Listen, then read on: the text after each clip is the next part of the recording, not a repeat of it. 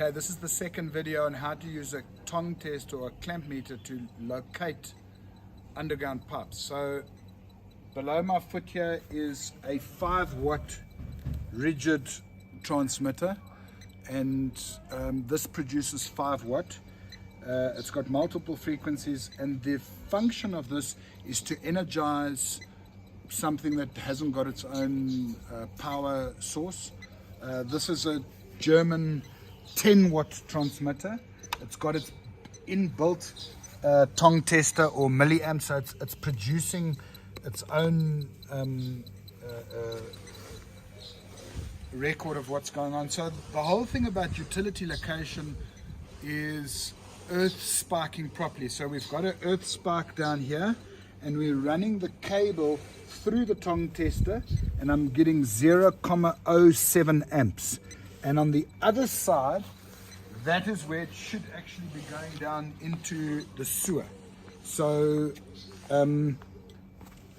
what you would actually do with this is you would clamp this onto your drain springs, or you'd have a cable going down with your jetter, or you'd have a braided hose, but you'd have to have something metallic, or you'd be pushing something down a plastic pipe. And there's so much HDPE and all sorts of other plastic pipes that you want to trace, and I see guys giving up.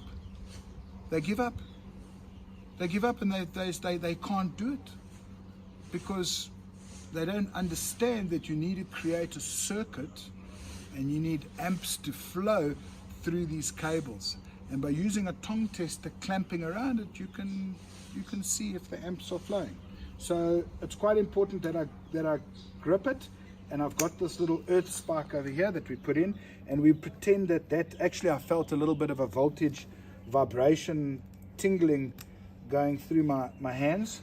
And now we come and we have a look that we're drawing 0.0 of an amp, 0.6 is milliamps. Now watch what happens when I loop it. Watch what happens. There's an electromagnetic field going through this cable, but you're getting 0.06 amps.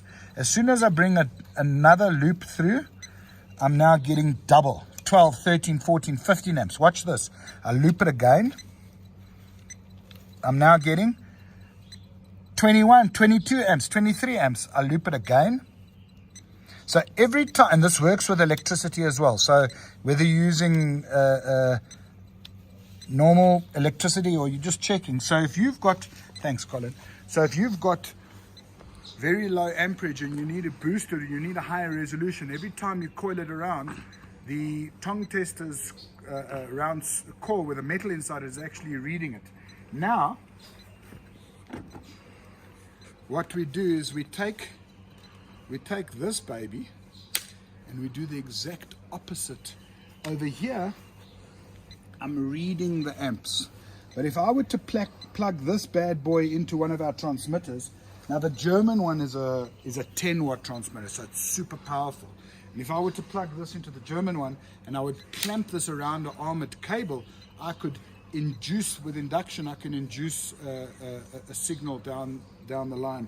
So if you don't have a proper connection, now watch what happens to the amps when I take the magnet off. So if I take the clamp off, and you just zoom back out so you get the crocodile clip and the ammeter. So if I take that off, look what happens to my amps. I go all the way down to 0. I've broken the circuit. And as soon as I connect this again, there we go. My circuit is alive again, and that is the litmus test, guys. So